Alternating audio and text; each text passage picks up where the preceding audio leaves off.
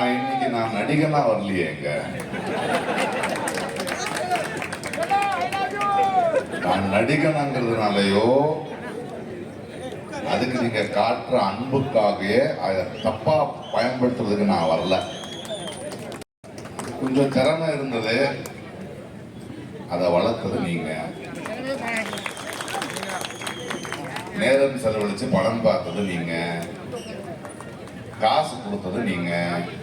என் குடும்பம் நல்லா இருக்கும். அதை திருப்பி கொடுக்க முடியாதுல்ல காசை. ஆனா அன்புக்கு என்ன கொடுக்கணும்?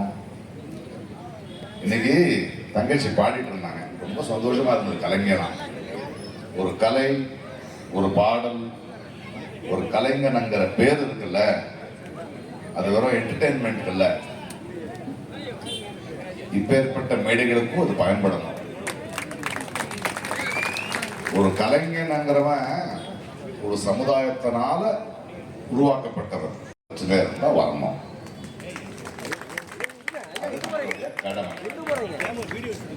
இந்த கடைசி பாடு ரொம்ப நல்லா இருக்கு. டபுள் இன்ஜின் சர்க்கார், மோதியும் அதிமுகவும் டப்பா சர்க்கார். என்னன்னா என்ஜின் அங்க இருக்கு, அவர் தான் ஸ்டேஷன் மாஸ்டரும், எல்லாத்தையும் அவர் தான் ஒரு ஸ்டேஷனுக்கு போறதில்ல. இந்த டப்பாக்கள் தான் இங்க இருக்கு. அதை பத்தி ரொம்ப கேர்ஃபுல்லா இருக்கும். மக்கள் நான் நிறைய பேச மாட்டேன், ஒரு 2-3 விஷயம் பேசுவேன், அவ்வளவுதான். முதல்ல பழனியை பத்தி பேசுவேன். நம்ம இந்த சாமி சிலைய திருடுற கும்பலை பத்தி கேள்விப்பட்டிருக்கோம்ல, நிறைய கதைகள் இருக்கும். இப்போ முருகனையே சாமியே திருடுற கும்பல் வந்திருக்கு. பழனி அவனுக்கு முப்பாட்டம் தான் கதை அடிக்கிறானுங்க. அறிவுல பழனி தமிழ் கடவுள், அதுக்கு கொஞ்சம் வரலாறு தெரியணும், ஆர்கியாலஜி தெரியணும். தெரியல விட்டுருங்க, ஆனா நாங்க கேர்ஃபுல்லா இருக்கணும். இந்த தேர்தல் 3 மாடலுக்கான தேர்தல், அப்படிதான் பார்க்கணும். ஒண்ணு திராவிட மாடல், 2வது அடிமை மாடல், 3வது சினிமா மாடல். நான் அரசியல்வாதி கிடையாது, நான் எந்த கட்சிக்காரனும் கிடையாது. உங்களை மாதிரி நானும் ஒரு ஓட்டர் தான். நம்ம 2 பேரும் இந்த தேர்தல் என்னன்னு பேசணும். இந்த மாடல்கள் என்ன கொடுக்குதுன்னு பேசணும். திராவிட மாடல் என்ன கொடுத்துச்சு? கல்வி கொடுத்துச்சு. இந்தியாவிலேயே ஒரு மாநிலம் இப்படி இருக்கணுங்கிற பெருமையை சேர்த்துச்சுப்பாங்க. மொழி மானத்தை காப்பாத்துச்சு. இப்ப இனம் மானத்தை காப்பாத்துறதுக்கு போராடும். இது திராவிட மாடல். அடிமை மாடல்னா நம்ம தன்மானத்தை, சுயமரியாதையை தூக்கிட்டு போய் மோதி கால் கிட்ட வைக்கணும். தேவையானவங்க இவனுங்க எப்படின்னா ஒரு கதை சொல்றவங்களுக்கு, ஒரு பெரிய கிணறு இருந்தது தமிழ்நாடு, ஒரு கிணறுன்னு வச்சுக்கோங்களேன். அதுல ஒரு தவளைகளோட சாம்ராஜ்யம் இருக்கு. தவளைகளெல்லாம் நல்லா வாழ்ந்துகிட்டு இருக்கு. அவங்களுக்கு நடுவில் ஏதோ மனதாபம் இருந்தாலும் பேசிக்கிட்டு ஒரு மாநிலம் மாதிரி வாழ்ந்துட்டு. அதுல ஒருத்தன் என்ன பண்ணுவான், அடே நான் தான் ஆடுவேன், நான் தான் தலைவன் ஆகுவேன் அப்படின்னு சொல்லுவான். எடப்பாடியோ படப்பாடியோ யாரோ, அல்ல விஜயோ யாரோ. அப்ப தவளைகள் என்ன சொல்லுது, அப்பப்பா அப்படியெல்லாம் திடீர்னு ஆயிட முடியாதுயா, இன்னைக்கு அந்த வந்து நீ இந்த தவளையோட இந்த கிணறு இருக்குல்ல, அதை பத்தி உனக்கு என்ன தெரியும்? இதோடைய தன்மானத்தை காப்பாற்றுறதுக்கு என்ன பண்ணுவேன், எங்களை காப்பாற்றுறதுக்கு என்ன பண்ணுவேன், கல்வி என்ன தருவேன், அதெல்லாம் சொன்னதுக்கு அப்புறம் நாங்கள் தேர்ந்தல்ல முடியாது, நான் ஆயிடுவேன். அப்படியெல்லாம் ஆயிட முடியாதுயா, கொஞ்சம் உளுந்தாதான் அடிப்பட்டாதான் தெரியும். இருன்னா இல்ல கோவிச்சுக்கிட்டு வெளியே போயிடுச்சு. அந்த வெளியே போகும்போது ஒரே ஒரு ஓட்டை இருக்கும், அது தவளைகளுக்கு மட்டும்தான் தெரியும். உள்ள வர்றதுக்கும் வெளியே போகும். உள்ளூர்காரனை விட்டா வெளியூர்காரனை விட மாட்டோம்ல. தவளை வெளியே போச்சு, அங்க பிஜேபிங்கிற பாம்பு நிக்குது. பார்த்து ஒண்ணு சாப்பிட வந்த, ஐயோ என்ன சாப்பிடாத, சாப்பாடு என் கிணறு நிறைய இருக்கு, வழி இல்லடா, எப்படி போதும், நான் கூட்டு போறேன், நீ வந்துட்டு என்ன அங்க தலைவன் ஆகிட்டு இருந்துச்சு. அந்த பாம்பை உள்ள எடுத்துட்டு வரானுங்க. இப்போ வேற வர முடியல இல்லைங்க. உள்ள வந்து என்ன நடக்கும், இந்த தவளை என்ன மற்ற தவளை, டேய் நம்மளுக்குள்ள பேசி முடிக்க வேண்டிய விஷயம், நம்ம மாநிலம் நல்லா இருக்கணும்டா, வெளியில ஏன்டா இந்த பாம்பை கொண்டு வந்த, அதெல்லாம் முடியாது. இவனை பிடிக்கல, இவன் தான் எதுவும் கேள்வி கேட்கறான், இவனை சாப்பிடு, இவன் மேல இடி கேஸ் போடு, இவன் மேல அந்த கேஸ் போடு, இந்த கேஸ் போட்டு 4-5 பேரை முடிச்சாச்சு. அதுக்கப்புறம் இதுக்கு தெரியாதது என்னன்னா, அதுக்கப்புறம் போன்னு சொன்னா பாம்பு போகாது, இவனையும் சாப்பிட்டு எல்லாரையும் சாப்பிட்டு. இதுதான் அடிமை மாடல். இத பாருங்க, வெக்கம் சூடு சொரணை இந்த அடிமை மாடலுக்கு கொஞ்சம் கூட இல்லை.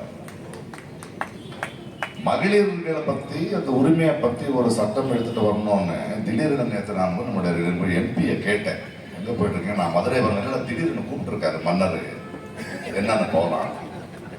அங்க போன அதுக்குள்ள டீலிமிட்டேஷன் பாஸ் பண்றான். அதாவது இது ரொம்ப முக்கியமானது. ஏன்னா இந்த டீலிமிட்டேஷன் பாஸ் ஆயிடுச்சுன்னா 50 ஆண்டு காலத்துக்கு தென்னிந்தியாவுக்கு இருக்கிற பிரச்சனையை அரசியல் மாறிடும். மக்கள் தொகையை வச்சு எம்பிகளை அதிகமாக்குறாங்களாம்.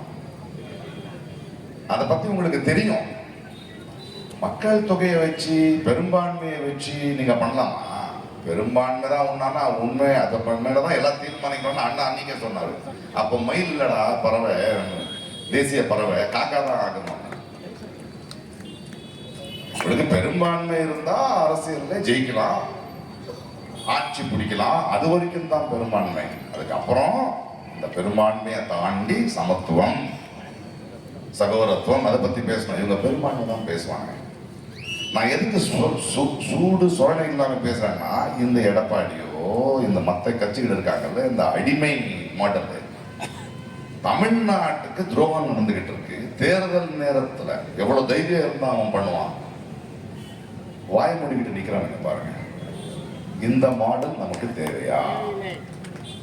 இந்த மாடல் நமக்கு தேவையா? திருப்பரங்குன்றத்தில் நடக்கிறத பத்தி நான் பேச தேவையில்லை. என்ன நடக்குதுங்க? மதுரையை இன்னொரு மணிப்பூராக்க போறாங்க அவனுங்க. அங்கிருந்து ஸ்ட்ரெயிட்டா பழனிக்கு வருவாங்க. இதுதான் இவங்களுடைய வேலை. இங்க வந்து முப்பாட்டணும்னு சொல்லிட்டு இருக்காங்க. பழனி கிறிஸ்துவர் அதிகமா இருந்தா பெத்லஹேம் இந்தியாவில தான் இருந்தது, இயேசு கிறிஸ்து இங்க தான் பிறந்தாருன்னு சொல்லியிருப்பாங்க. இவனுக்கு இந்துக்கள் மேல இருக்கிற அன்பில்ல அதிகாரம் வேண்டும், அது மட்டும்தான் வேணும் என்ற மோதிக்கும் இவனுங்களுக்கும் பழக்கம்.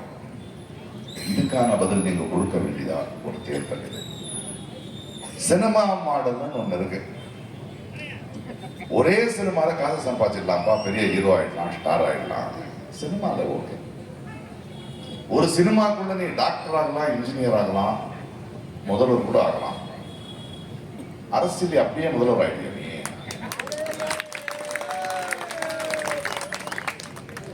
யாரு அரசியல் பேசணும்? என் அளவுக்கு அரசியல் பேசிருக்கியாப்பா நீ? நீ இத்தனை வருடங்கள்ல தமிழ்நாட்டுக்கோ மக்களுக்கோ மொழிக்கோ தன்மானத்துக்கோ பிரச்சனை வந்திருக்கும் போது வந்து நின்று இருக்கியா? உங்களுடைய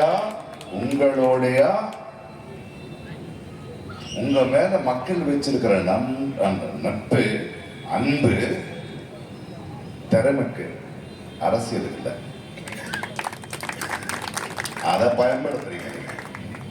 வெயில்ல கியூ நின்று கட் அவுட்டை போட்டு டிக்கெட்டை போட்டு வீட்டை பத்தி யோசிக்காம வேலையை விட்டு காட்டின அன்பை இப்போ அரசியல் வரணும்னு அதுக்கு பயன்படுத்துவீங்களா? இந்த பாருங்க, நடிகனுக்கு ரொம்ப பிடிச்சா 3 வருடம் தொண்டையில விட்டு விசில் அடிக்கலாம், நாட கொடுக்க முடியாது. நாட கொடுக்க கூடாது. அரசியல் வேற, சினிமா வேற, அந்த அன்பு வேற, இந்த அன்பு வேற. அதற்கு இறங்கணும், பேசணும். சீமான் பரவாயில்லையா, 10 வருஷமா மக்களை பத்தி பேசிக்கிட்டு இருக்காரு. பெரிய பெரிய நடிகர்கள் அப்படியெல்லாம் ஆகாது. அதை பத்தி இருக்கணும். திராவிடியன் மாடல் வேணுமா, அடிமை மாடல் வேணுமா, சினிமா மாடல் வேணுமா? ஏன்னா அரசியல் யாரை பண்ணணும் அங்கிற ஒரு கேள்வியை நான் மக்கள் கிட்ட கேட்கிறேன்.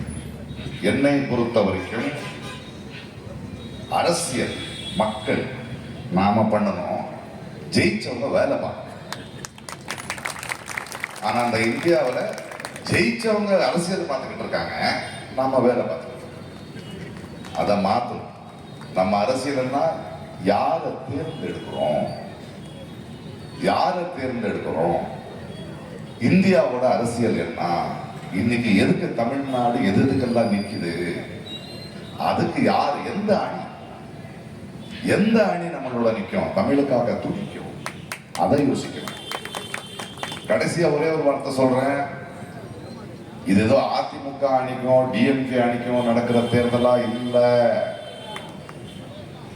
விஜய் சொல்ற மாதிரி டிவிகேக்கோ டிஎம்கேக்கோ நடக்கிற தேர்தலா இல்ல.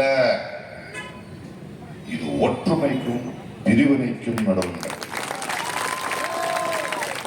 ஒற்றுமைக்கும் பிரிவினைக்கும் நடக்கிற தேர்தல். தமிழ்நாட்டு மக்கள், தமிழ்நாடு எப்பவுமே இந்தியாவுக்கு ஒரு மாடலா நின்று இருக்கு.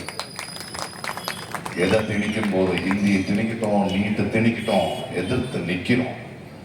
இன்னும் வலுவா நிக்கணும்னா எந்த அணிக்கு ஓட்டு போடணும்னு நீங்க தான் முடிவெடுங்க. அரசியல் மக்களான நாங்க செய்ய வேண்டிய நிலைமை வந்தாச்சு. ஒற்றுமையா பிரிவினையா நல்லது நடக்கும்.